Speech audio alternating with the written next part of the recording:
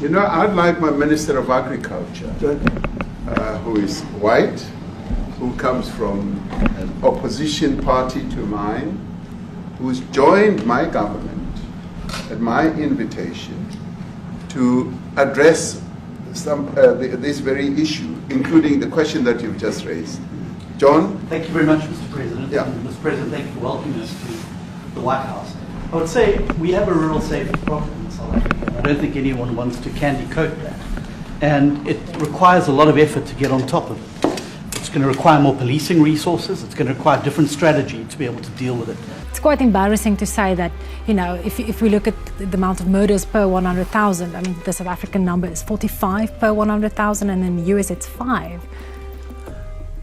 But certainly the majority of South Africa's commercial and smallholder farmers really do want to stay in South Africa and make it work. And I've just come from the largest agricultural show in the Southern Hemisphere with organized agriculture and farmers, and the majority of them want to stay. Ramaphosa to be able to meet with his counterpart to dispel some of the myths and misinformation that have been whispered in his ear about South Africa. But they too there have a memorial to those who've died as a result of farm attacks. And as the Minister of Agriculture, it is something that I'm particularly exercised with my colleagues at police and my colleagues in the justice cluster to start making farm attacks and stock theft a priority crime. To start making farm attacks and stock theft a priority crime. To start making farm attacks and stock theft a priority crime. And it affects all farmers in South Africa, particularly stock theft has a disproportionate effect on smallholder black farmers. I also want to just say this, that the two individuals that are in that video that you've seen are both leaders of opposition minority parties in South Africa. Nkonto Wesizwe under Mr. Zuma and the economic freedom fighters under Mr. Malema.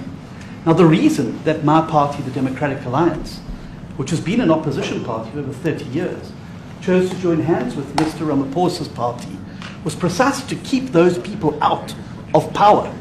We cannot have those people sitting in the union buildings making decisions. And that is why after 30 years of us exchanging barbs across the floor in Parliament and trying to get one over on each other, we've decided to join hands precisely to keep that lot out of government. Because the day they get in to the doors of the union buildings in South Africa or control of our Parliament, that's what you're going to see. And that is why this government, working together, needs the support of our allies around the world so that we can strengthen our hand, grow our economy, and shut the door forever on that rabble getting through the doors of the union buildings, because then South Africa's future would be... So you denounced that type of language in the video that you saw? Oh yes, we've always done so. As government, as my own party, we are completely opposed to that. And John Steenhuisen, what a sad performance that was. Every politician speaks in that way with forked tongue. John Steenhuisen does the same thing. Yeah, absolutely. He'll speak from both sides of his mouth. But Afriforum just chooses to believe them. Unbelievable. Yeah, but the Democratic Alliance is dead. John Steenhuisen just put the final nail in the Democratic Alliance's coffin. He's destroyed them.